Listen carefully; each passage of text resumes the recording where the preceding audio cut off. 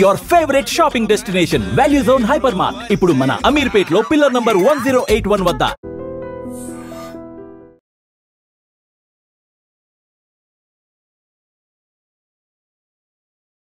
Welcome to I dream.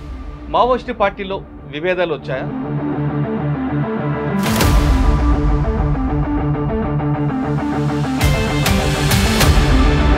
State కమిటీకి central committee మధ్యన gap వచ్చిందా అంటే అవును అంటున్నా ఇటీవల విడుదలైన ర్యాంక్. ఇందులో లెటర్లు కూడా కొన్ని వ్యత్యాసాలు కనిపిస్తున్నాయి. మరొక అనుమానం కూడా వ్యక్తం అవుతుంది. మల్లోజు వేణుగోపాల్ గారు ఆల్రెడీ పోలీస్ కస్టడీలో ఉన్నారు, వాళ్ళు రాయించి విడుదల చేస్తారనేది ఒక అనుమానం కూడా బయటకు వచ్చింది. ఇందులో వాస్తవం ఎంత, నిజాయితీ ఎంత? మావోయిస్టు పార్టీ కూడా ఒక పొలిటికల్ పార్టీ. రాజకీయ పార్టీలో ఎన్నైనా మాట్లాడచ్చు, ఎప్పుడైనా నాలుక మడత పెట్టచ్చు, వెనక్కి తీసుకోవచ్చు. కానీ మావోయిస్టు పార్టీ అంటే ఒక నిబద్ధత పార్టీ అనేది ప్రజల్లో ఇప్పటికీ ఉంది. అది 100% ట్రూత్ అండి. ఎందుకంటే ఇప్పటి వరకు మావోయిస్టు పార్టీ అది తీసుకునే నిర్ణయాలలో కూడా తప్పులు జరిగినప్పుడు ఇది రాజకీయ పార్టీ లాగానే సంక్షోభం మొదలైందా అంటే ఇప్పుడు అవుననే మనం చెప్పుకోవాలి. స్టేట్ కమిటీ మెంబర్ తప్పట్టారు జగన్. ఇక్కడ కూడా క్రమశిక్షణ చర్యలు ఉంటాయి, లేదంటే ఎవరైనా ప్రజాస్వామ్యం కాబట్టి మాట్లాడుకోవచ్చు. పార్టీ లోపలే వైరుధ్యం. ఇవాళ జగన్ గారు ఒక లెటర్ రిలీజ్ చేశారంటే ఆ తప్పుల్ని ఆమోదిస్తున్నట్ట లేదా అనేది మనకు ఒక ప్రశ్న ఉత్పన్నమవుతుంది. కాబట్టి జగన్ గారు చెప్తున్నది ఏంటంటే, కాబట్టి ఆ రెండు వర్గాల మధ్య ఒక సంఘర్షణ జరుగుతుంది. ఈ సంఘర్షణలో బహుశా పార్టీ చీలిపోతుందా? Welcome to I dream. Maoist పార్టీలో విభేదాలు వచ్చాయా? స్టేట్ కమిటీకి సెంట్రల్ కమిటీ మధ్యన గ్యాప్ వచ్చిందా అంటే అవును అంటున్నా ఇటీవల విడుదలైన రేఖలు. పార్టీ కొంతకాలం సాయుధ పోరాటం పక్కన పెడదామంటూ సెంట్రల్ కమిటీ నుంచి ఒక లెటర్ వస్తే మల్లోజు వేణుగోపాల్ గారి పేరు మీద, అది వ్యక్తిగత అభిప్రాయం, ఎటువంటి పరిస్థితి సాయుధ పోరాటం విడిచిపెట్టేది లేదంటూ స్టేట్ కమిటీ నుంచి జగన్ పేరిట ఒక లెటర్ విడుదలైంది. సెంట్రల్ కమిటీలో పోలిట్ బ్యూరో తీసుకున్న నిర్ణయాన్ని తప్పుపట్టే అధికారం స్టేట్ కమిటీకి ఉంటుందా లేదా అనే విషయం అంతా మాట్లాడడానికి మాజీ మావోయిస్టు టెక్ మధు గారు ప్రస్తుతం అంత ఉన్నారు. ఆయన అడిగి చాలా క్లారిటీ తెలుసుకున్నాను. నమస్తే అన్న. నమస్తే అన్న. ఇది రాజకీయ పార్టీ లాగా మావోయిస్ట్ పార్టీ అవుతుందేమో కనిపిస్తుంది అన్న. మావోయిస్ట్ పార్టీ అంటే ఒక నీతికి, నిజాయితీకి, నిబద్ధతకి కరెక్ట్గా ఉన్న పేరు. అది ఒక పార్టీ ఒక మాట తీసుకుందంటే ఆ మాట మీద ఎంత పైన తీసుకున్న మాటని కింద వరకు ఇంప్లిమెంట్ చేస్తారు. కింద వాళ్ళ అభిప్రాయాన్ని పై వాళ్ళు కూడా గౌరవిస్తారు. ఇది రాజకీయ పార్టీ కాదు అన్నది ఎప్పుడూ చాలా చాలా చాలా సంవత్సరాలుగా అది కనిపిస్తుంది, వినిపిస్తుంది. అలాంటి పార్టీ, అంత క్రమశిక్షణ పార్టీ ఇప్పుడు ఇటీవల లేఖలు చూస్తుంటే ఎక్కడో దారి తప్పుతుందా లేదా మరో రాజకీయ పార్టీలాగా అవతరిస్తుందా అనే అభిప్రాయం వ్యక్తం అవుతుంది. సాయుధ పోరాటం కాసేపు విరామం ఇద్దామంటూ పోలిట్ బ్యూరో సంబంధించిన మల్లోజు వేణుగోపాల్ గారు ఫోటోతో లెటర్ రావడం అనేది మనందరం చదివాం, దాన్ని మీద విశ్లేషించాం. ఆయనకి అధికారం ఉంది కూడా. అది తప్పు, అది వ్యక్తిగత అభిప్రాయం అంటే స్టేట్ కమిటీ జగన్ పేరు మీద ఎలియాస్ చంద్రన్ పేరు మీద లెటర్ రావడం అనేది ఎంతవరకు కరెక్ట్? సెంట్రల్ కమిటీ మెంబర్ని స్టేట్ ప్రశ్నించే అధికారం పోలిట్ బ్యూరో ఉండాలి, కానీ స్టేట్ కమిటీ వాళ్ళు కూడా ఉంటుందా? ఇందులో లెటర్లు కూడా కొన్ని వ్యత్యాసాలు కనిపిస్తున్నాయి. మరొక అనుమానం కూడా వ్యక్తం అవుతుంది.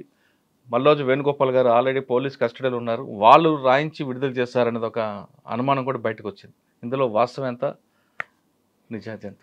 అన్న, ఇప్పుడు ఇక్కడ మావోయిస్టు పార్టీ కూడా ఒక పొలిటికల్ పార్టీ. అది రాజకీయ పార్టీనే. అది అంటే రాజకీయ పార్టీలో ఎన్నైనా మాట్లాడచ్చు, ఎప్పుడైనా నాలుక మడత పెట్టచ్చు, వెనక్కి తీసుకోవచ్చు. కానీ మావోయిస్టు పార్టీ అంటే ఒక నిబద్ధత పార్టీ అనేది ప్రజల్లో ఇప్పటికీ ఉంది. అది 100% ట్రూత్ అండి. ఎందుకంటే ఇప్పటి వరకు మావోయిస్టు పార్టీ ఏది నిజాయితీగానే తన తప్పుల్ని కూడా ఒప్పుకుంది. తప్పు చేయకుండా చాలా జాగ్రత్త పడింది. కానీ ఆచరణలోకి వచ్చేసరికి కొన్ని తప్పులు జరుగుతూ ఉన్నాయి. అది తీసుకునే నిర్ణయాలలో కూడా తప్పులు జరిగినప్పుడు నిర్బంధంగా వచ్చేసి అది క్షమాపణ చెప్పడం ఇవన్నీ అయితే జరిగినాయి. అయితే తప్పులు జరిగిన తర్వాతనే చెప్తున్నారు. ఇది రాజకీయ పార్టీ లాగానే సంక్షోభం మొదలైందా అంటే ఇప్పుడు అవుననే మనం చెప్పుకోవాలి. ఎందుకంటే అది కూడా కింది స్థాయిలో కాదు, ఒక పోలిట్ బ్యూరో అనేది అత్యున్నతమైనటువంటి కమిటీ. అది అంటే టోటల్ మావోయిస్ట్ పార్టీలోనే సెంట్రల్ కమిటీ అనేది చాలా కీలకమైంది. అందులో పొలిట్ బ్యూరో ఇంకా కీలకమైంది. అటువంటి కీలకమైనటువంటి కమిటీలో సంక్షోభం అనేది మొదలైంది. అది పార్టీలో కూడా గతంలో కూడా కొన్ని సంక్షోభాలు వచ్చినాయి. కొండపల్లి సీతారామయ్య మీద కూడా ఎలిగేషన్స్ వచ్చినప్పుడు పార్టీలో ఒక సంక్షోభం వచ్చేసింది. దాన్ని పరిష్కరించుకొని పార్టీ నిలబడగలిగింది. కానీ అప్పుడున్నటువంటి రాజకీయ ఆర్థిక పరిస్థితులు వేరు, సామాజిక పరిస్థితులు వేరు, ఈ రోజు ఉన్నటువంటి సామాజిక పరిస్థితులు వేరు. అయితే ఈరోజు పార్టీ ఉన్నటువంటి స్థితి కూడా చాలా గడ్డు పరిస్థితులను ఎదుర్కొంటున్నటువంటి సందర్భంలో ఇటువంటి రాజకీయ అనిశ్చితి పార్టీలో కూడా నెలకొన్నది. అయితే సైద్ధాంతిక పరంగా కొన్ని విభేదాలు ఉన్నాయనేది చాలా స్పష్టంగా మనకు అర్థమవుతుంది. సైద్ధాంతిక విభేదం అంటే ఏంటిది? పార్టీని కొనసాగించాలా లేదా? ఇప్పుడున్నటువంటి ప్రజల యొక్క మానసిక స్థితి ఎలా ఉంది? సాయుధ పోరాటానికి భారతదేశంలో పరిస్థితులు అనుకూలంగా ఉన్నాయా లేవా అనే దాని మీద ఒక సంక్షోభం నెలకొని ఉందనేది మనకు దీన్ని బట్టి మనకు అర్థమవుతుంది. అయితే మల్లోజుల వేణుగోపాల్ గారు రిలీజ్ చేసినటువంటి ఆ స్టేట్మెంట్స్ ఏవైతే ఉన్నాయో ఆ 2 స్టేట్మెంట్స్ ఆయనే రిలీజ్ చేసిండు అనేది మనకు చాలా క్లారిటీగా మనకు అర్థమవుతుంది. అయితే అది పోలిట్ బ్యూరో స్థాయిలో ఉండేసి ఆయన రిలీజ్ చేశాడు.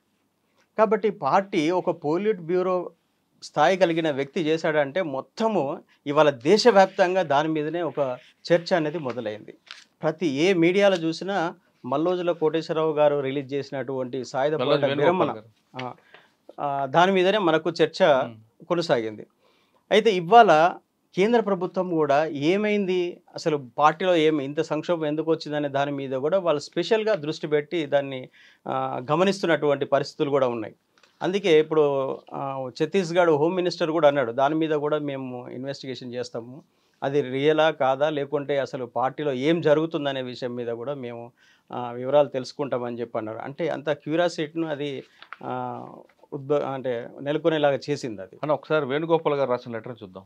అసలు ఒరిజినల్ లెటరా కాదా అనేది అందులో కంటెంట్ బట్టి మీరు మార్జిల్ తెలుస్తుంది. చదవండి. తర్వాత జగన్ రాసిన డాక్యుమెంట్ చదువుతాం తప్పకుండా. ఇందులో ఫస్ట్లో ప్రియమైన ప్రజలారా లాల్ సలాం అని రాశారు. ఇదంతా విప్లవ భావం సంబంధించిన ఆ భావజాలం అంతా చాలా క్లియర్గా ఉంది. గత 20 మాసాలకు పైగా భారత దోపిడీ పాల వర్గాలు కొనసాగిస్తున్న చుట్టుముట్టి మట్టుపెట్టి దాడులను మనమంతా అసమాన త్యాగాలతో ఎదుర్కొంటున్నాం.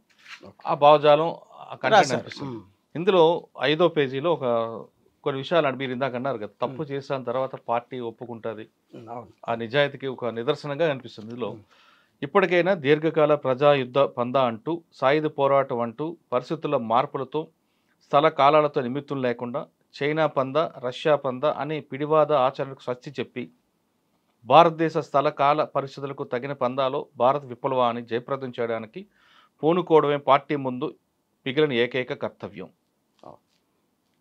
అంటే అంత క్లియర్గా వాళ్ళు ఆయన ఎక్స్ప్రెషన్ చేస్తున్నాడు. ఆయన డెఫినెట్లీ ఎందుకంటే మారుతున్న పరిస్థితులకు అనుగుణంగా పార్టీ కూడా మారాల్సిన అవసరం ఉంది. అయితే అక్కడ చాలా విషయాలను ఆయన కోట్ చేసి చెప్పాడు. ఆయన పార్టీ లైన్ మీద కూడా చాలా పెద్ద విమర్శ ఉంది అక్కడ. ఇప్పటి వరకు దీర్ఘకాలిక సాయుధ పోరాటం అని చెప్పేసి పార్టీ చెప్పుకుంటూ వస్తుంది. దాని మీద కూడా ఒక విమర్శ దాంట్లో లేవనెత్తడం జరిగింది. తర్వాత అదేవిధంగా చైనా పంతానా, రష్యా పంతానా, ఈ పంతా ఏంటిదనేది ఇది చాలా కీలకమైన అంశం. ఎందుకంటే భారతదేశంలో నార్త్ ఇండియా మొత్తం కూడా చైనా అంటే చాలా వ్యతిరేకత ఉంటుంది. చైనా నాయకుడిని మన నాయకుడిగా అంటున్నామంటే నార్త్ ఇండియా ప్రజలు ఎవరు కూడా దాన్ని ఆమోదించరు. మన సౌత్ ఇండియాకు సంబంధం లేదు కాబట్టి, చైనా బార్డర్ మనకు లేదు కాబట్టి మనకు ఆ తీవ్రత మనకు అర్థం కాదు. ఒక చైనా దేశానికి సంబంధించిన ఒక నాయకుడిని, అతని ఆలోచనల్ని ఇక్కడ ఇంప్లిమెంటేషన్ చేయడం అనేది నార్త్ ఇండియా ప్రజలు ఆమోదించారు. ఫస్ట్ ఆఫ్ ఆల్ అది గుర్తుపెట్టుకోవాలి. మన ఇంత విశాలమైనటువంటి భారతదేశంలో 140 కోట్ల ప్రజలు ఉన్నటువంటి ఈ భారతదేశంలో ఈ దేశాన్ని విముక్తి చేయగలిగి, ఈ దేశంలో ఉన్నటువంటి అసమానతలు పోలగొట్టగలిగినటువంటి గొప్ప నాయకుడు ఎవరు లేనట్టుగా చైనా మావోయిస్టు పార్టీ నాయకుడిని మన నాయకుడు అనుకోవడం అనేది ప్రజలు అంతగా దాన్ని స్వీకరించలేరు. ఆ విషయాన్ని పార్టీ గుర్తుపెట్టుకోవాలి. అందుకనే ఆ లెటర్లో చాలా స్పష్టంగా చెప్పారు. ఇంకోటి కూడా రాశారట, దీనిని విశాల ప్రజరాశులు సహృదయంగా అర్థం చేసుకుంటారని విజ్ఞప్తి చేస్తున్నాం. విప్లవోద్యమంలో మీకు కలిగిన నష్టాలకు, మీరు భరించిన కష్టాలకు, మీరు చేసిన అనుపమాన త్యాగాలకు మేమే బాధ్యత పడుతున్నాం. మా మిడిమిడి జ్ఞానంతో పార్టీ చాలా ఒప్పుకున్నట్టు మిడిమిడి జ్ఞానంతో వస్తుగత పరిస్థితులను అర్థం చేసుకోవడంలో చేసిన పొరపాట్లకు, మా ఆచరణలో అవలంబించిన అతివాద ఒంటెద్దు తప్పులకు మమ్మల్ని మన్నించాల్సిందిగా విజ్ఞప్తి చేస్తున్నాం. అంటే ఇక్కడ వస్తుగత పరిస్థితులను అర్థం చేసుకోవటంలో ఫెయిల్ అయ్యామని చెప్పేసి ఆ ఫెయిల్యూర్ని చెప్పుకుంటున్నాను. కానీ వాస్తవ పరిస్థితులు కూడా చెప్పారండి. సుదీర్ఘ కాలంలో జరిగిన తప్పులకు బాధ్యత పడుతూ ప్రజలకు క్షమాపణ చెప్పుకుంటున్నాం. మంచిదండి, క్షమాపణ చెప్పడం అనేది మంచిది. అంటే అది చాలా చక్కగా రాశారండి. ఇందులో లాస్ట్ లో కూడా అపరాధ భావనతో మంచిది. అది వాస్తవానికి పార్టీ రియల్గా కూడా అది పోలిట్ బ్యూరో సభ్యుడు కాబట్టి ఆ స్థాయిలో రాయడం అనేది, ఆ స్థాయిలో జరిగిన తప్పుల్ని సమీక్షించడం అనేది అది కరెక్ట్. అది అయితే ఇప్పటికైనా కూడా మిగిలిన సభ్యులు ఆ విషయాల మీదనే చర్చించాల్సిన అవసరం ఉంది. అది చాలా కీలకమైన పేరా. అది మీరు చదివింది, ఇప్పటివరకు చదివింది చాలా కీలకమైనటువంటి అంశాలు దాంట్లో పొందుపరచడం జరిగింది. ఒకవేళ మిగిలిన ఈ పేరాతోని ఏకీభవించకపోయి ఉంటే కొంతమంది గనక విభేదిస్తున్నటువంటి వాళ్ళు కూడా ఆ విషయాల మీద చర్చించాలి. ఎందుకంటే ఇవాళ మన భారతదేశంలో విప్లవ పార్టీ ఇంత సుదీర్ఘకాలంగా పనిచేసిన విప్లవ పార్టీ ఏది లేదు. అది మావోయిస్ట్ పార్టీ. అది దానికి ఆ క్రెడిబిలిటీ ఉంది, ప్రజలలో విశ్వసనీయత ఉంది. కాబట్టి ఇంత గొప్ప పార్టీ ఇవాళ ఇటువంటి సంక్షోభంలో ఉన్నదంటే అది సాధారణ విషయం కాదు, అసాధారణమైనటువంటి విషయం. ఇంకా చాలా వివరంగా చెప్పారు. మీ మధ్య ఇక మా పార్టీ గతంలో లేకపోవడంతో వర్గ సమాజాలు విప్లవ ప్రతిఘాత శక్తులు మిమ్మల్ని ఎంతగా వేధిస్తాయో, ఎలాంటి ప్రతీకార చర్యలకు పాల్పడతాయో మాకు తెలుసు. ఇది చాలా మంచి విషయం. ఇప్పటి వరకు మీరు మా పార్టీ నాయకత్వంలో అడవులను వనరులను కాపాడుకోగలిగారు. వాటిని తరలించుకోవడానికి ప్రభుత్వాలు కార్పొరేట్ శక్తులు కుమ్మకే అడవులను రక్తసిక్తం చేస్తున్నాయి. ఈ నరసింహాలను మనం వెంటనే ఆపాలి. అడవులను వనరులను కాపాడుకోవాలి. అందుకు మీ వద్ద అనేక గొప్ప సమరశీల అనుభవాల గని ఉంది, సంఘటిత పోరాటాల పటిమ ఉంది. మీరు ధైర్యంగా నిలిచి అన్యాయాలను ఎదిరిస్తే, న్యాయబద్ధంగా పోరాడితే ఏ శక్తి మిమ్మల్ని ఏమీ చేయలేదు. ఇది ప్రజలకు ఉండేటువంటి శక్తి సామర్థ్యం, మనలో ఉన్న పవర్ని వాళ్ళు చూపించారు. అయితే ఇక్కడ మావోయిస్టు పార్టీ ప్రజా పోరాటాల నుంచి ఉద్భవించినటువంటి పార్టీ. అది ఒకప్పుడు అనేకమైనటువంటి ఆర్థిక పోరాటాలు చేసింది. ఎప్పుడైతే పీపుల్స్ వార్ పార్టీ నుంచి మావోయిస్ట్ పార్టీగా పేరు చేంజ్ అయిపోయిందో అప్పటి నుంచి ఆర్థిక పోరాటాలు అనేటివి లేవు, ఓన్లీ సాయుధ పోరాటమే కొనసాగుతూ వచ్చింది. ఈ సాయుధ పోరాటం వల్ల ప్రజలు ఆర్థికంగా ఎదగలేని పరిస్థితి ఉంది. ఎందుకంటే ఒక పార్టీ అభివృద్ధి అనేది ఎట్లా చూడగలుగుతాము? అది ఎక్కడైతే పోరాటం చేస్తుందో ఆ పోరాటం చేసేటువంటి ఆ ప్రాంతంలో ఉన్నటువంటి ప్రజల అభివృద్ధి మీదనే ఆ పార్టీ యొక్క మనుగడ ఆధారపడి ఉంటుంది. ఇవాళ దండకారణ్యం ప్రధాన యుద్ధ క్షేత్రంగా ఉంది కాబట్టి దండకారణ్యం అంటే ప్రజల యొక్క ఆర్థిక పరిస్థితి ఏ విధంగా ఉంది అనేది మనం ఆలోచించినట్లయితే అసలు అక్కడ ఇంతకంటే కూడా ఇప్పుడు గడ్డు పరిస్థితులు ఉన్నాయనేది మనకు అర్థమవుతుంది. మల్లోజుల వేణుగోపాల్ గారు రాసినటువంటి ఈ దీంట్లో చాలా విషయాలు ఆయన చాలా చక్కగా మాట్లాడాడు. అది మనము అప్రిషియేట్ చేయాల్సిందే. కాకపోతే ఏంటంటే అది పార్టీకి ఆ లెటర్కు మాకు సంబంధం లేదు అని చెప్పేసి తెలంగాణ రాష్ట్ర కమిటీ అధికార ప్రతినిధి జగన్ గారు మాట్లాడడం అనేది ఒక వివాదాస్పదంగా ఉన్నది. ఇది ప్రజలలో కూడా చాలా పెద్ద చర్చనీయాంశంగా కూడా ఉంది. అయితే ఒక పోలిట్ బ్యూరో మెంబరు రాసినటువంటి ఆ లెటర్కు సమాధానం ఎవరు ఇవ్వాలి అని అనుకున్నప్పుడు ఆ స్థాయి కలిగినటువంటి వాళ్ళే ఇవ్వాలి. కానీ ఒక స్టేట్ కమిటీకి ఆ పోలిట్ బ్యూరోలో జరిగినటువంటి విషయాలు ఎలా తెలుస్తాయి అంటే పోలిట్ బ్యూరోలో ఆల్రెడీ గతంలో ఒక తీర్మానం జరిగింది. 2024లోనే ఒక సర్క్యులర్ రిలీజ్ చేసుకున్నారు సాయుధ పోరాటాన్ని బలంగా కొనసాగించాలని. కానీ దాంట్లో ఒక 2-3 నెలల క్రితం అంటే బసవరాజు గారు బ్రతికున్నప్పుడే ఈ విషయాల మీద చర్చ జరిగింది. ఏ విషయాల మీద? శాంతి చర్చలనే టాపిక్ మీద చర్చ జరిగి ఆ ప్రభుత్వంతోనే చర్చలు జరపడానికి కూడా అప్పుడు బసవరాజు గారు ఏకీభవించినటువంటి సందర్భం ఉంది. దాన్ని జగన్ గారు కూడా ఆమోదించారు. అయితే ఈ పార్టీలో ఉన్నటువంటి సంక్షోభం అప్పటి నుంచే ఉందనే విషయం మనకు అర్థమవుతుంది. ఎందుకంటే ఆ టైంలో కనుక చర్చ జరగకపోతే అంటే సాయుధ పోరాటంని కొనసాగించే విషయంలో శాంతి చర్చలనే ఒక టాపిక్ను వాళ్ళు దాని మీద సుదీర్ఘమైనటువంటి చర్చ జరిగినట్టుగా మనకు అర్థమవుతుంది. అది జగన్ గారి మాటలలో కూడా అది తెలుస్తుంది. కాబట్టి అది కరెక్టే అనిపిస్తుంది మనకు. అయితే అప్పుడు అభయ్ గారు రాసిన లెటర్లో ఈ బసవరాజు గారు కూడా దీన్ని ఆమోదించారు అనే విషయాన్ని కూడా వాళ్ళు చెప్పడం జరిగింది ఆ లెటర్లో. అంటే ఈ విషయంలో బసవరాజు గారికి కూడా ఏకీభావం ఉన్నట్టుగా మనకు అర్థమవుతుంది. అయితే ఎప్పుడు కూడా 2 శక్తుల మధ్య ఘర్షణే అది ఒక మంచి నిర్ణయానికి దారితీస్తుంది. అంటే పార్టీలో ప్రజాస్వామ్యం ఉంది కాబట్టి ఎవరైనా కూడా ఏ చర్చనైనా పెట్టే అధికారం ఉంటుంది. అక్కడ ఒక పోలిట్ బ్యూరోలో ఉన్నతమైనటువంటి ఒక కమిటీలో వాళ్ళు ఒక చర్చను స్టార్ట్ చేశారు. వాళ్ళు అంటే ఇంత తీవ్ర నిర్బంధంలో శాంతి చర్చలు అవసరమా లేదంటే అవసరమనే భావించింది పార్టీ. భావించింది కాబట్టి దానికి వాళ్ళ ప్రజా సంఘాలను మోటివేట్ చేశారు. దానివల్ల కొంత మూమెంట్ జరిగింది. కాకపోతే కేంద్ర ప్రభుత్వం దాన్ని ఆమోదించలేదు. కానీ పార్టీలో ఒక శాంతి ఒకటి వడంబడిక జరగాలనేది మాత్రము బలంగా కోరుకుంటున్నది అనే విషయం మనకు అర్థమవుతుంది. అన్న పోలిట్ బ్యూరో తీసుకున్న నిర్ణయాన్ని స్టేట్ కమిటీ మెంబర్ తప్పట్టారు జగన్. ఇక్కడ కూడా క్రమశిక్షణ చర్యలు ఉంటాయి, లేదంటే ఎవరైనా ప్రజాస్వామ్యం కాబట్టి మాట్లాడుకోవచ్చు? అంటే ఇక్కడ పార్టీలో దీంట్లో ఇప్పుడు పార్టీ వైరుధ్యం అనే పార్టీ లోపలనే వైరుధ్యం ఉంది, పంతా విషయంలోనే వైరుధ్యం ఉంది. ఇప్పుడు మనకు అర్థమవుతుంది. అంటే ఇప్పుడు అభయ్ గారు చాలా విషయాలు దాంట్లో ప్రస్తావించారు. అంటే పార్టీ వైపు జరుగుతున్న అనేకమైనటువంటి తప్పుల్ని వాళ్ళు ప్రస్తావించి దానికి మేమే బాధ్యత వహిస్తున్నాం అన్నారు. ఇవాళ జగన్ గారు ఒక లెటర్ రిలీజ్ చేశారంటే ఆ తప్పుల్ని ఆమోదిస్తున్నట్టా లేదా అనేది మనకు ఒక ప్రశ్న ఉత్పన్నమవుతుంది. కాబట్టి జగన్ గారు చెప్తున్నది ఏంటంటే మేము ఆ లెటర్తోని మేము ఏకీభవించట్లేదు అని, అంటే పార్టీలోనే 2 వర్గాలు ఉన్నాయనేది మనకు వెరీ క్లియర్గా అర్థమవుతుంది. కాబట్టి ఆ 2 వర్గాల మధ్య ఒక సంఘర్షణ జరుగుతుంది, సైద్ధాంతికపరమైనటువంటి ఒక సంఘర్షణ జరుగుతుంది. ఈ సంఘర్షణలో బహుశా పార్టీ చీలిపోతుందా ఐక్యతగా ఉంటుందా అనేది మనం ఇప్పుడే ఏం చెప్పలేము. అయితే ఇప్పుడు అభయ్ గారు ఎవరైతే ఉన్నారో వారు పోలిట్ బ్యూరో మెంబర్ ఆయనను విశ్వసించే వాళ్ళు, ఆయన మార్గాన్ని అనుసరించే వాళ్ళు చాలామంది ఉంటారు, లేకపోతే ఆ స్థాయిలో వాళ్ళు అలా మాట్లాడారు వాళ్ళు. ఇప్పుడు జగన్ గారు వచ్చేసి రాష్ట్ర కమిటీ ప్రతినిధిని, ఈయన దగ్గర ఎంతమంది ఉంటారు ఏంటిది అనేది నాకు అర్థం కాని విషయము. ఎందుకంటే ఒక పోలిట్ బ్యూరో లెటర్ రిలీజ్ చేసినప్పుడు దానికి సమకాలీనులు మాత్రమే దానికి సమాధానం చెప్పాల్సిన అవసరం. ఒకవేళ ఇప్పుడు జగన్ కాకుండా ఇంకెవరు సమాధానం చెప్పొచ్చు? పోలిట్ బ్యూరోలో ఎవరైనా చెప్పొచ్చు, సెంట్రల్ కమిటీలో ఎవరైనా చెప్పొచ్చు. ఇంకా గణపతి గారు మాట్లాడితే ఇంకా మరి బాగుంటుంది అది, ఎందుకంటే ఆయన ఇంకా ఉన్నారు కాబట్టి. కాకపోతే పార్టీ కేంద్ర కమిటీలో లేకపోయినా పార్టీకి మార్గదర్శి అతను కాబట్టి అటువంటి గొప్ప నాయకులు దీని మీద మాట్లాడవచ్చు. కానీ ఒక కింది కమిటీ చేయడం అంటే పై కమిటీలను వాళ్ళు ఓవర్లుక్ చేయడమే అవుతుంది అది. ఎందుకంటే ఇంకా మిగతా రాష్ట్రాల్లో కూడా రాష్ట్ర కమిటీలు ఉన్నాయి కదా. ఇప్పుడు బీహార్లో ఉంది, జార్ఖండ్లో ఉంది, ఛత్తీస్గఢ్లో దాదాపు కొద్ది మంది మిగిలిపోయారు, దాదాపు చనిపోయారు, అందరూ ఉన్నారు. కాబట్టి తెలంగాణ రాష్ట్ర కమిటీ ఉంది, తర్వాత దండకరణ్ రాష్ట్రం. అయితే తెలంగాణ రాష్ట్ర కమిటీ మాత్రమే స్పందిస్తుంది దీనికి, మిగతా ఏ కమిటీలు కూడా ఇంతవరకు స్పందించలేదు. ఎందుకంటే ఛత్తీస్గఢ్లో హిడ్మా కూడా ఉన్నారు కదా. హిడ్మా అనే ఈ మధ్య కాలంలో దండకరణానికి సెక్రటరీని చేశారు అనేది ఒకటి మనం వింటున్నాము. పార్టీ ఇప్పుడున్నటువంటి నిర్బంధ పరిస్థితుల్లో హిడ్మా గారు దీన్ని విశ్లేషించి స్టేట్మెంట్ ఇవ్వగలిగిన స్థాయి వాళ్ళకు లేదు అది. ఓకే, కానీ ప్రస్తుతం నంబాల కేశవ్ గారి ప్లేస్లో వచ్చిన తిప్పర్తి ఆయననే ఇవ్వచ్చు కదా.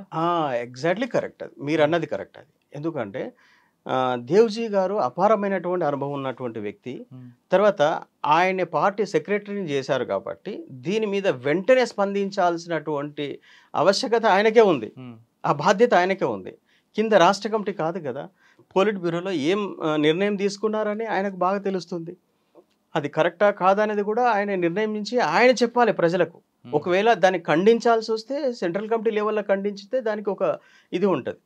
కానీ ఈ స్టేట్ కమిటీ మాట్లాడడం అనేది అది కొంచెం ఆలోచించాల్సిన విషయమే. అయితే దీంట్లో మీరు ఇంతకుముందు మాట్లాడుతూ పోలీసులే ఇది దేవ్జీ అది మన వేణుగోపాల్ గారితోని చేపించారా అనేది ఒకటి అనుమానం వ్యక్తం చేశారు. అలా మాట్లాడడానికి అవకాశం అయితే ఉందని నేను అనుకోవటం లేదు. ఎందుకంటే వీళ్ళు ఆగస్టు నెలలో ఆ స్టేట్మెంట్ను రాసినట్టుగా మనం చూసాం. మనం అంటే సాయుధ పోరాట విరమణ అనేది ఆగస్టులో తీసుకున్నటువంటి నిర్ణయం ఇది. తర్వాత ఇప్పుడు అది కంటిన్యూషన్లో ఆయన కొంతకాలం టెక్నికల్గా దాన్ని ఆపి ఉండొచ్చు, మనకు ఆపి ఉండవచ్చు. ఒకవేళ సరెండర్ అయితే గనక ఒక వ్యక్తిగా ఎందుకు వస్తాడు? ఆయన వ్యక్తిగా వచ్చేటట్టు ఉంటే ఇంత పెద్ద చర్చను దేశవ్యాప్తంగా ఎందుకు తీసుకొస్తాడు? కాబట్టి ఆయన ఏంటంటే పార్టీలోనే ఒక చర్చను ప్రారంభించారు. పోలిట్ బ్యూరో కనీసము శాంతి చర్చలన్నా చేసి దీనికి కొంచెము విరామం తీసుకుందామనే ఒక ఆలోచనతోనే వాళ్ళు శాంతి చర్చల ప్రతిపాదన అనేది తీసుకొచ్చారు. ఆ కాన్సెప్ట్ కనుక వాళ్ళ మైండ్లో లేకపోతే కనుక శాంతి చర్చలు అనేది కూడా జరిపే అవకాశం ఉండదు. కాబట్టి ఇంకొకటి విషయము దాంట్లో పార్టీ వైపు జరుగుతున్నటువంటి తప్పులనే దాంట్లో తెలియజేయడం జరిగింది. కనీసం అసలు ఇప్పుడు ఉన్నటువంటి ఆర్థిక పరిస్థితులు ఎలా ఉన్నాయి, ప్రజల మైండ్ సెట్ ఎట్లా ఉందనే దాంట్లో చెప్పలేదు. అంటే విప్లవ పరిస్థితులకు అనుకూలంగా ఉన్నాయా, విప్లవ పరిస్థితులకు వ్యతిరేకంగా ఉన్నాయా, లేకుంటే ప్రజలు తటస్థంగా ఉన్నారా అనే విషయాన్ని కూడా ఆ లెటర్లో ఎక్కడ కూడా మన వేణుగోపాల్ గారు ఎక్కడ ప్రస్తావించలేదు.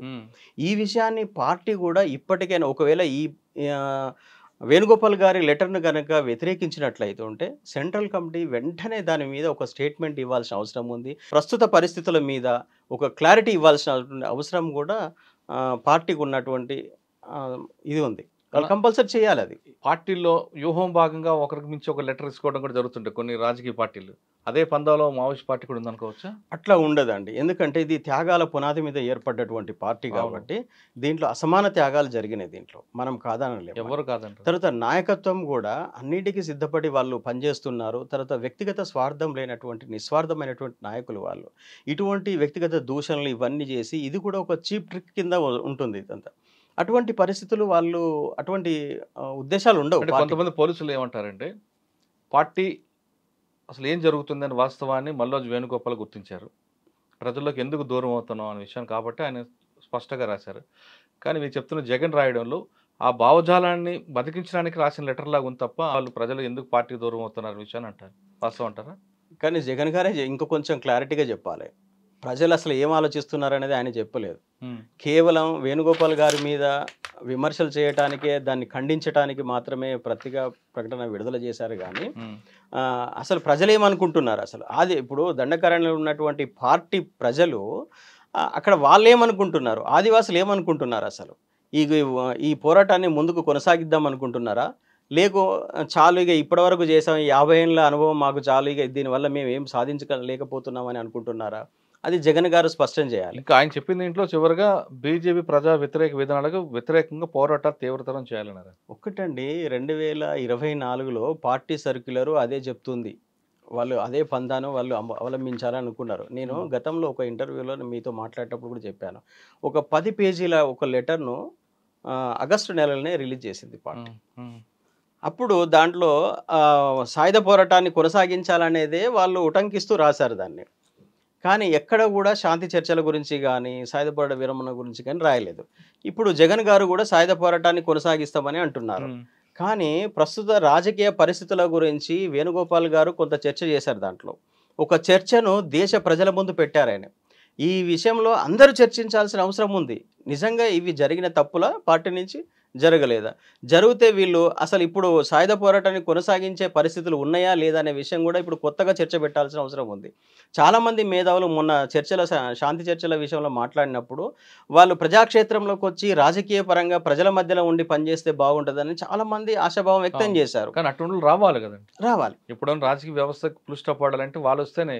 ఎస్, తప్పకుండా. అప్పుడు నేను కూడా చాలా సందర్భాల్లో నేను అన్నాను. ఎందుకంటే వాళ్ళు అడవులలో ఉండడం కంటే కూడా ప్రజాక్షేత్రంలోకి వచ్చి ప్రజలకు నాయకత్వం వహిస్తే బాగుంటుంది అని చెప్పి కూడా నేను మాట్లాడిన సందర్భం ఉంది. అయితే కొంతమంది ఏమన్నారంటే వాళ్ళు ప్రజాక్షేత్రంలోకి వస్తే వాళ్ళ మీద దాడులు జరిగే అవకాశం ఉంది కదా, వాళ్ళకు రక్షణ ఎక్కడ ఉంటుంది అంటే ఆడ ఉన్నా కూడా రక్షణ లేదు. ఇప్పుడు దండకారణ్యంలో కూడా మావోయిస్ట్ పార్టీకి రక్షణ లేదు. సేఫ్ ప్లేస్ కాదు కదా. రక్షణ లేని ప్రాంతంలో ఉండి నువ్వు కాలయాపన చేసేదానికంటే ప్రజాక్షేత్రంలోకి వచ్చి ప్రజల మధ్యకు వచ్చేసి ప్రజల రక్షణ మధ్యలో నువ్వు ఉండి నువ్వు చేయొచ్చు కదా. ఎంతమంది చేయట్లేదు అట్లా? ఏ మాత్రం జ్ఞానం లేనటువంటి వాళ్ళు కూడా. మనకు కావాల్సింది అటువంటి త్యాగాలతో ఉన్న వాళ్ళు కావాలి. ఇప్పుడు కొంతమంది రాజకీయ నాయకులు చూస్తే వాళ్ళ ఖర్చులు, వాళ్ళ హడావడి, వాళ్ళ సోకులు, వాళ్ళకి అవినీతి చూస్తుంటే కన్నా అటువంటి రాజకీయ పార్టీ మావోయిస్ట్ పార్టీలో నాయకులుగా వచ్చి నిలబడితే ప్రజలు కూడా ఖచ్చితంగా గెలిపిస్తారు. ఒకటి మంచికో చెడుకో మల్లోజుల వేణుగోపాల్ గారు ఒక మంచి ఆలోచనను ప్రజల ముందుకు తీసుకొచ్చారనేది నేను అనుకుంటున్నా. ఎందుకంటే ఇంత సుదీర్ఘకాలం విప్లవోద్యమంలో అనేక మంది ప్రాణాలు కోల్పోయారు. ఇటు పోలీసు వాళ్ళు చనిపోయారు, ప్రజలు చనిపోయారు, పార్టీ క్యాడర్ చనిపోయారు. ఒక చర్చను అతను లేవనెత్తారు. ఇవాళ దేశవ్యాప్తంగా ప్రతి వాళ్ళు ఆ విషయం మీద సాయుధ పోరాట విరమణ అనే అంశం పట్ల తీవ్రమైనటువంటి చర్చ చేస్తున్నారు. అయితే ఈ విషయము ఈ సాయుధ పోరాటాన్ని సమర్థిస్తున్నటువంటి కొంతమంది విప్లవ సానుభూతి పరులు ఎవరైతే ఉన్నారో వాళ్ళకు బాధ కలిగిస్తున్న విషయం వాస్తవం అది. ఎందుకంటే ఇంతకాలం మేము ఏదో ఒక ఆశ కలిగి ఉన్నాము, ఆ ఆశ మీద నీళ్లు గుమ్మరిస్తున్నారు కదా అనే ఒక బాధ వాళ్ళలో ఉంది. అది ఇప్పుడు కూడా మన ఈ ఇంటర్వ్యూ అయిపోయిన తర్వాత ఎంతోమంది కామెంట్ చేస్తారు కింద. అంటే అది ఒక చర్చ. వాళ్ళు కూడా ఆలోచించాలి, ప్రజలు కూడా ఆలోచించాలి. ఇవాళ మారుతున్న పరిస్థితులలో ప్రజల మైండ్ సెట్ ఎలా ఉంది, ఇవాళ యూత్ ఏమనుకుంటుంది, లక్షలు ఖర్చు పెట్టేసి చదువుతున్నటువంటి విద్యా వ్యవస్థలో ఎంతమంది దాన్ని సొంత జీవితాన్ని వదిలిపెట్టేసి ప్రజా పోరాటాల్లోకి వస్తారు. ఇవాళ విద్య అనేది వ్యాపారం అయిపోయింది. అటువంటి వ్యాపారం విద్య చదివినటువంటి వాళ్ళు ఉద్యమాలకు వచ్చి ఉద్యమాలు చేస్తారనుకోవడం అనేది కళ. అది తర్వాత సోషల్ మీడియా చాలా యాక్టివ్ అయిపోయింది. ఇవాళ ప్రపంచంలో ఏం జరుగుతుంది అనేది మనం అరిచేతిలో చూస్తున్నాం. మనం అటువంటి వాళ్ళు ఇవాళ ప్రాణాలకు తెగించి సాయుధ పోరాటం చేస్తారనేది కూడా మనము ఊహించలేము మనం. కాబట్టి ఇవాళ అంటే టౌన్లలో అంటే అర్బన్ ఏరియాలలో ప్రజలందరూ కూడా ఏంటంటే వాళ్ళ దైనందిన సమస్యలను తీర్చుకోవటానికే తలమునకలై ఉన్నారు వాళ్ళు. ఇంకొకటి గురించి ఆలోచించే సమయం ఓపిక వాడికి లేవు వాళ్ళకు. తర్వాత ప్రజలలో కూడా అసహనం ఎక్కువ ఉంది. అసహనం ఉన్నంత మాత్రాన విప్లవ పరిస్థితులు ఉన్నాయని కాదు. ఇక్కడ ప్రభుత్వాలు కొన్ని చర్యలు తీసుకోకపోవడం వల్ల అసహనం అనేది ఉంటుంది, అది సహజం అది. కానీ ఆ అసహనము సాయుధ పోరాట రూపంలో మలచబడాలంటే వీడి ఇక్కడ జీవించలేని పరిస్థితులు ఉండాలి ఇక్కడ. ఇంకా నేను ఎంత మాత్రం కూడా ఈ సొసైటీలో నేను బ్రతకలేను, నాకు అవకాశాలు లేవు, నేను దీని మీద తిరుగుబాటు చేయాలనే ఒక ఇది రావాలి. నేపాల్లో ఎట్లయితే తిరుగుబాటు చేసి రాజకీయ నాయకులను బట్టలిప్పి రోడ్డు మీద కొట్టారో అటువంటి పరిస్థితి వస్తే తప్ప సాయుధ పోరాటం అనేది ఇక్కడ కొనసాగదు. ఓకే సార్, ఫైనల్గా చెప్పండి, భారతదేశంలో విప్లవం వచ్చే అవకాశం ఉందంటారా? నా అనాలిసిస్ ప్రకారంగా అండి, నేను మొదటి మూడులో ఉందా భారతదేశం ఎప్పుడైనా? భారతదేశంలో ప్రజలు సాయుధ పోరాటం చేయాలనే ఆలోచనలో లేరు. ఇది గత 50 సంవత్సరాలుగా బలవంతంగానే ఇక్కడ సాయుధ పోరాటం కొనసాగుతుంది. ప్రజలు స్వచ్ఛందంగా పోయిన పరిస్థితులు 80లో ఉన్నాయండి. 80 నుంచి 90 మధ్యలో జరిగినాయి. 90 తర్వాత ప్రజలు స్వచ్ఛందంగా ఈ సాయుధ పోరాటం చేయాలనే ఆలోచనలు అయితే లేరు. ఇప్పుడు ఆ తర్వాత రిక్రూట్మెంటే లేదు. ఇవాళ ఈవెన్ దండకారణ్యంలో కూడా ఆదివాసీ ప్రజలు కూడా సాయుధ పోరాటంలో ఎంతమంది ఉన్నారు అంటే సాల్వాజుడంకు వ్యతిరేకంగా ఉన్న వాళ్ళు మాత్రమే ఉన్నారు అక్కడ. సాల్వాజుడం పుణ్యమా అని చెప్పేసి మావోయిస్ట్ పార్టీ క్యాడర్ విపరీతంగా పెరిగిపోయారు. కానీ ఇవాళ అదే సాల్వాజుడం వాళ్ళు డిఆర్జీలుగా కన్వర్ట్ అయ్యారు, వాళ్ళు ప్రభుత్వ బలగాలుగా ఉన్నారు. వాళ్ళతోనే యుద్ధం చేయడానికి ఇవాళ మావోయిస్టు పార్టీ అష్ట కష్టాలు పడుతుంది, అనేకమైనటువంటి త్యాగాలు చేస్తూ ఉంది. కాబట్టి ప్రజలు సిద్ధంగా లేరు, ఇవాళ సాయుధ పోరాటం చేయడానికి సిద్ధంగా లేరు. ప్రజల మైండ్ సెట్ అసలు ప్రాణాలకు తెగించి పోరాడే విధంగా లేదు. కాబట్టి ఇప్పుడు ఆ పరిస్థితి లేనప్పుడు ఇంత తీవ్రమైనటువంటి ఉద్యమం కొనసాగించడం కూడా కష్టమే అనేది నాకు అనిపిస్తుంది. రెండోది ఏంటంటే మల్లోజుల వేణుగోపాల్ గారు ప్రస్తావించినటువంటి విషయాల పట్ల ప్రజా సంఘాలు, ప్రజలు, ప్రజాస్వామిక వాదులు అందరూ కూడా తీవ్రంగా చర్చించాల్సినటువంటి అవసరం అది. విశాలమైనటువంటి భారతదేశంలో మన నాయకత్వం కింద మనం పనిచేయాలన్నప్పుడు మన దేశ నాయకుడు అయి ఉండాలి. అటువంటి నాయకుడిని ఒకరు ఎక్స్పోజ్ చేయాలి. ఇవాళ మావోయిస్టు పార్టీకి సరైనటువంటి ఈ నాయకుడు చెప్పింది, ఈ నాయకుడు ఏదైతే నిర్దేశించాడో దీనివల్ల ఇక్కడ భారతదేశం విముక్తి అవుతుందని చెప్పి ఇప్పటివరకు మావోయిస్టు పార్టీ చెప్పలేదు. ఎందుకంటే దానికి నాయకత్వం అనేది మొత్తం కేంద్రీకృతమై ఉంది. కానీ ఒక లీడర్ యొక్క భావాన్ని వాళ్ళు ఇప్పటివరకు ప్రొజెక్ట్ చేయలేదు.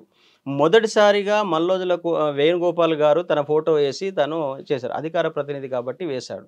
కానీ ఈ ఆలోచన అతనిది మాత్రమే అనేది తెలంగాణ రాష్ట్ర కమిటీ చెప్తుంది. అతనిదైనా ఎవరిదైనా దాంట్లో కొన్ని వాస్తవాలు ఉన్నాయి. ఆ వాస్తవాల మీద ప్రతి ఒక్కరూ చర్చించాలి. అంటే భారతదేశంలో ఉన్న ప్రతి ప్రజాస్వామికవాది ఆ విషయాల పట్ల చర్చించాల్సిన అవసరం ఉంది. అది చాలా కీలకమైనటువంటి లెటర్ అది. ఒకవేళ పార్టీలో ఎంత సంక్షోభమన్నా ఉండొచ్చుగాక, కానీ అందులో వాస్తవాలు ఉన్నాయి. ఆ వాస్తవాలని పార్టీ చర్చించాలి, బయట ఉన్నటువంటి ప్రజాస్వామిక వాదులు చర్చించాలి, ప్రజా సంఘాలు చర్చించాలి. అసలు ఇది కరెక్టా కాదా, ఇవాళ ప్రజల మైండ్ సెట్ ఎలా ఉందనే విషయాల మీద చాలా సుదీర్ఘమైనటువంటి చర్చలు జరగాల్సినటువంటి అవసరం ఉంది. రెండోది, ఇవాళ దండకారణ్యంలో ఆదివాసీ ప్రజలు విపరీతమైనటువంటి నష్టాలు పడుతున్నారు. అక్కడ అభివృద్ధి లేదు, తర్వాత అక్కడ విద్య లేదు, వైద్యం లేదు. కాబట్టి ఇవాళ ప్రజలు, ప్రభుత్వాలన్నీ కూడా ఆలోచన చేయాల్సినటువంటి అవసరం అది. విప్లవ సానుభూతి పరులు కూడా ఆలోచన చేయాల్సిన అవసరం. ఆ ఉద్యమం వల్ల ఇక్కడ ప్రజల యొక్క అభివృద్ధి దూరమవుతుందా, లేకుంటే వాళ్ళకి ఎటువంటి పరిస్థితులు అక్కడ నెలకొన్నాయనే విషయం మీద చర్చ చేయాలి. ఇవాళ నా దృష్టి ప్రకారంగా ఏముందంటే, ఇవాళ దండకారణ్యంలో ఉన్న ఆదివాసీ ప్రజలకు, ఎక్కడి ఆదివాసీ ప్రజలకైనా వాళ్ళకు విద్య, వైద్యము, ఉపాధి కావాలి. దీని మీద దృష్టి పెట్టాలి. మావోయిస్టు పార్టీ ఇప్పటి వరకు దాని మీద దృష్టి పెట్టలేదు. అక్కడ ప్రజా జీవితంలో మెరుగైనటువంటి సౌకర్యాలు వాళ్ళకు లేనేలేవు ఇప్పటి వరకు. కాబట్టి అది తీసుకురావాల్సిన అవసరం ఉండేది. అభివృద్ధి అంటే అది. మావోయిస్టు పార్టీ ఇప్పటివరకు ప్రజలకు ఏమైనా చేసిందంటే ఇగో ఈ 3 విషయాలలో అభివృద్ధి చేసి ఆ అభివృద్ధి నమూనాను చూపించాలి. అప్పుడు మాత్రమే ప్రజలు విశ్వసిస్తారు. ఇది నిజంగా మావోయిస్టు పార్టీలో మంచి నాయకత్వం ఉంది. అంటే వాళ్ళ ఆ నాయకత్వం అనేది నిస్వార్థమైన నాయకత్వం. అటువంటి నాయకులు ప్రజాక్షేత్రం నుండి పోరాడితే గనక మంచి ఫలితాలు వచ్చే అవకాశం ఉంది. ఒకవేళ మల్లోజుల వేణుగోపాల్ గారు కానీ, ఇంకా అతన్ని అనుసరించేటువంటి వాళ్ళు కానీ ఇటువంటి ఆలోచన చేయడం మంచి ఆలోచన. వాళ్ళు ప్రజాక్షేత్రంలోకి వస్తే ఇంకా బాగా ఉంటుంది. ఇప్పుడు ప్రత్యామ్నాయ రాజకీయ పార్టీ ఒకటి ప్రజలకు అవసరం ఉంది. ఎందుకంటే అన్ని పార్టీలలో అవినీతి పేరుకుపోయింది, అవినీతి కుంభకోణాలు జరిగి ఉన్నాయి. కాబట్టి ప్రజలు అసంతృప్తిగా ఉన్నారు. ఇటువంటి టైంలో మావోయిస్టు పార్టీ ఒక లీగల్ పార్టీని స్థాపించి దాని తరపున ఒక ప్రజా పోరాటాలు చేయాల్సినటువంటి అవసరం కూడా ఉంది. దాని విషయంలో ఆలోచించాలి. మల్లోజుల వేణుగోపాల్ గారి లెటర్ మీద కూడా తీవ్రంగా చర్చ చేయాల్సిన అవసరం ఉంది అది అనేది నా అభిప్రాయం అండి. లెటర్ ఎవరు రాసినా ఆ లెటర్లో ఉన్న కంటెంట్ మాత్రం ఖచ్చితంగా మావోయిస్టు పార్టీలోనూ కింద స్థాయి వరకు చర్చ జరగాలంటున్నారు మధు. కేవలం మావోయిస్టు పార్టీ కాదు, విప్లవం సంబంధం ఉన్న వ్యక్తులు కానీ ప్రజాస్వామిక వాదులు కూడా చర్చ జరపాలి. ఆయన వాస్తవాలను లెటర్లు రాశారు కాబట్టి ఖచ్చితంగా దాని చర్చ జరపండి, ఆయనకు అనుకూలంగా చేయండి అని మధు చెప్తున్నారు. ఇది వ్యక్తిగత అభిప్రాయం కాదు. అంతేకాకుండా పార్టీలో కూడా రాజకీయ పార్టీలాగా ఆ స్థాయి వ్యక్తి సమాధానం చెప్పాలి తప్ప స్టేట్ కమిటీ మెంబర్లు మాట్లాడడానికి చాలా తప్పు అంటూ టెక్ మధు సూచిస్తున్నారు. ఇది మావోయిస్ట్ పార్టీలో విడుదలైన 2 లేఖలపై టెక్ మధు గారి విశ్లేషణ. మరో అంశాలు మళ్ళీ కలుద్దాం. అంతవరకు నమస్తే. థ్యాంక్ యూ అన్న. నమస్తే అన్న. And for more videos, please subscribe to iDream. Please subscribe to iDream. Please subscribe iDream. And please subscribe to iDream. For more videos, subscribe to iDream. please like, share and subscribe to the channel. Congratulations, iDream. Subscribe to iDream. Subscribe to iDream. So subscribe to iDream Media. iDream ki iDream team andarki huge congratulations. Please subscribe iDream Media. Please subscribe to iDream. Subscribe iDream. Please subscribe to iDream. iDream అంటే నా కళల channel subscribe చేసుకున్న నోరు తిరుగుతలేదు. మీరైతే గంట గుర్తు కొట్టండి. For more such videos, please subscribe to iDream. Subscribe to iDream. Please subscribe to iDream. Please subscribe iDream Media. Please do subscribe to iDream. Please subscribe to iDream Media. For best entertainment and information, please subscribe iDream. And don't forget to subscribe to iDream.